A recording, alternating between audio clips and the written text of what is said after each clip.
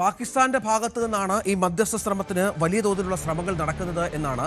തിരക്കിട്ട ശ്രമങ്ങൾ പാകിസ്ഥാന്റെ ഭാഗത്തുനിന്നുണ്ട്. പാക് പ്രധാനമന്ത്രിയും ഇറാൻ പ്രസിഡന്റും തമ്മിലും പാക് ഇറാൻ വിദേശകാര്യ മന്ത്രിമാർ തമ്മിലും പാകിസ്ഥാനിലെ ഇറാൻ അംബാസഡർ വഴിയും പാകിസ്ഥാൻ സൈനിക മേധാവി അസിം മുനീർ ഡൊണാൾഡ് ട്രംപുമായും മറ്റും സംസാരിച്ചതായാണ് ഏറ്റവും പുതിയ വിവരങ്ങൾ. പക്ഷേ ഇതിലൊന്നും യാതൊരു തരത്തിലും ട്രംപ് വഴങ്ങുന്നില്ല. ഉപരോധവുമായി ബന്ധപ്പെട്ട് ഇറാനും വഴങ്ങുന്നില്ല. ചർച്ചയ്ക്കായി അമേരിക്കൻ സംഘം എത്തുമെന്നുള്ള ഉറപ്പാണ്. പക്ഷേ ഇറാൻ ഒരു തരത്തിലും സമ്മതിക്കുന്നില്ല.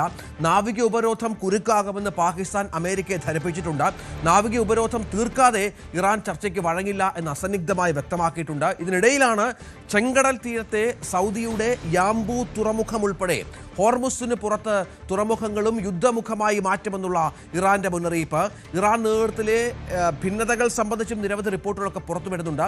ഹോർമുസ് തുറന്നതായി പ്രഖ്യാപനം നടത്തിയ ശേഷം പിന്നീട് ഇറാൻ വിദേശകാര്യമന്ത്രി അബ്ബാസ് അരക്ചിയുടെ എക്സ് പേജിൽ 2 ദിവസമായി കുറിപ്പുകളില്ല. അതായത് അബ്ബാസ് അരക്ചിയാണ് ഇക്കാര്യം വ്യക്തമാക്കിയത്. ഇതിനെതിരെ പ്രാദേശികമായി വലിയ വികാരം ഉണ്ടായിരുന്നു. യുദ്ധം നടത്തുന്നവരോട് കോംപ്രമൈസ് വേണ്ട എന്നാണ് പറഞ്ഞത്. ഇതൊക്കെ വലിയ തോതിലുള്ള പ്രശ്നങ്ങൾ ഇറാനിലും സൃഷ്ടിക്കുന്നുണ്ട്. പക്ഷേ അപ്പോഴും ഏറ്റവും ഒടുവിലത്തെ അവരുടെ നിലപാട് ഒരു തരത്തിലുമുള്ള സമാധാന ശ്രമങ്ങൾക്ക് വഴങ്ങില്ല എന്നാണ്.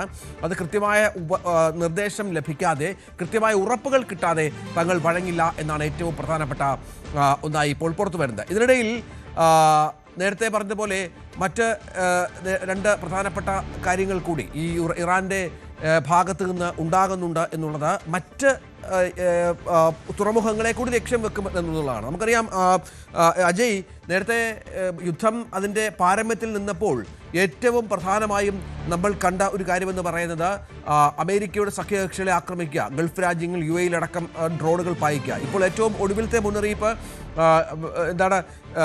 സൗദി അറേബ്യയിലെ തുറമുഖവുമായി ബന്ധപ്പെട്ടാണ്. തങ്ങളുടെ ഉപരോധം തുടർന്നാൽ, തങ്ങളുടെ കപ്പലിനെ വിട്ടു നൽകിയില്ലെങ്കിൽ കൂടുതൽ തുറമുഖങ്ങളെ ലക്ഷ്യം വെക്കുമെന്ന് പറയുന്നത് വീണ്ടും ലോകത്ത് തീരാനാവാത്ത വിധമുള്ള പ്രതിസന്ധിയിലേക്ക് എത്തിക്കുമെന്നുള്ള ഒരു സൂചന കൂടിയാണ്.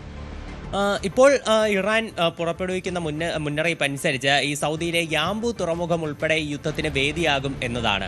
ഇപ്പോൾ ഈ ഹോർമുസ് കടലെടുക്ക് നമുക്കറിയാം. ഇപ്പോൾ അത് കേന്ദ്രീകരിച്ചാണ് പ്രധാനമായിട്ടും ഈ യുദ്ധത്തിൻ്റെ ഒരു കൊടുമ്പിരികൾ കൊണ്ടിരിക്കുന്നത്. അവിടെയുള്ള സംഘർഷങ്ങൾ, അതുപോലെ തന്നെ അവിടെ കപ്പലുകൾക്ക് നേരെയുള്ള വെടിവയ്പ്, ഇതെല്ലാം നടന്നുകൊണ്ടിരിക്കുകയായിരുന്നു.